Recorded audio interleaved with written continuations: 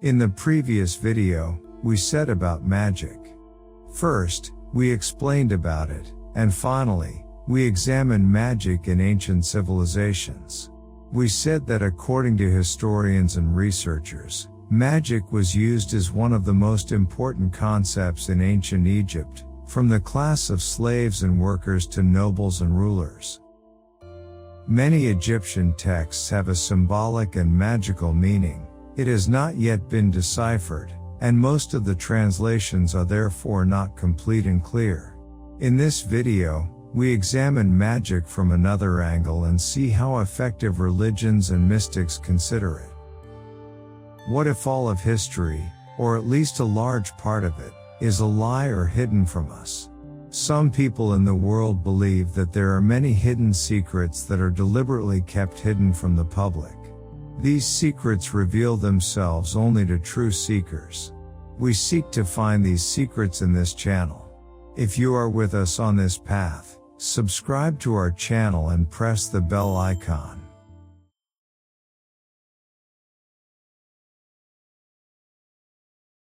According to Egyptologists, the inner walls of the Pyramid of Unas, the last pharaoh of the 5th dynasty of Egypt, are covered with hundreds of magical talismans and inscriptions that extend from floor to ceiling in vertical columns.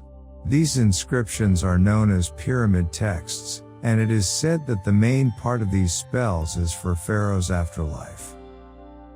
But another part is to prevent stealing from pyramids and treasures buried with Pharaoh. As a result, according to the theories of Egyptologists, all the writings on the walls of the pyramids have magical powers. An ancient and Egyptian magic that is unknown to us today. But magic started from which lands? According to what is said in the history books, the primary origin of the magic of ancient Egypt was Babylon and Persian mages, and from these lands, it was slowly transferred to other parts of the world. According to what is left of the magical culture in ancient writings of Egypt, early examples of magic were done using special tools and techniques. They sometimes used magic words and special sentences that were said to have the power to command the spirits. These sentences were called spells. The use of canes and other tools is also mentioned in the sources. They used special symbols and signs in every magic and magical ritual, and it also happened that the use of mediums or spiritual mediators was very common and still is. For this purpose, they used children, because they believed that children are better mediators for communicating with the spirit world. With the passing of ancient times and the domination of magicians and occult knowledge over the world, in the medieval ages, magic had lost its value and credibility among some people. But the Christian government of that time, which according to the standards of the Christian religion, had to deal strongly with magic, he started a new initiative. Under the supervision of the church, they created their own kind of magic. They wrote spells and new collections and finally introduced objects as holy relics to the people. The sacred relics were known as magical objects of that time.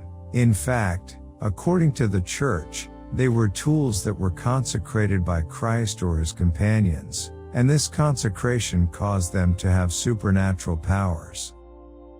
In fact, the church and the Christian clergy had managed to divert the magic-loving minds of the common people towards themselves and take advantage of this issue. They had popularized the idea among the people that these tools or holy relics have very powerful effects for healing the sick, opening work and winning in battles, and for preventing the effect of evil spells. A topic that is repeated today among most people, religions, rituals, and government ideologies, and they managed to control the common people with this means. But slowly, with the power of science and industry, magic lost its former power more and more. The science of chemistry instead of alchemy and the new astronomical system instead of the Ptolemaic model of the sky had largely changed people's thinking about the functioning of phenomena. Also, the new theology in evangelic Christianity introduced witchcraft as a superstitious and ineffective practice. At the same time, scientism in Europe was even more hostile to magic than religion.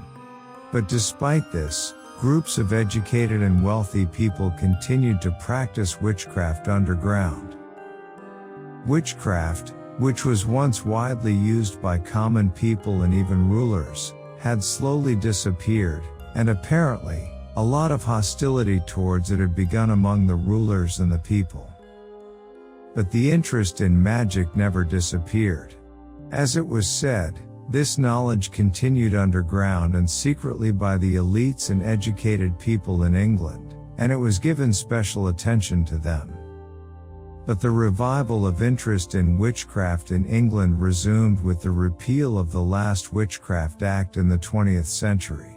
A person named Aleister Crowley appeared in England and claimed to be the reviver of a large part of the magical traditions of ancient Egypt.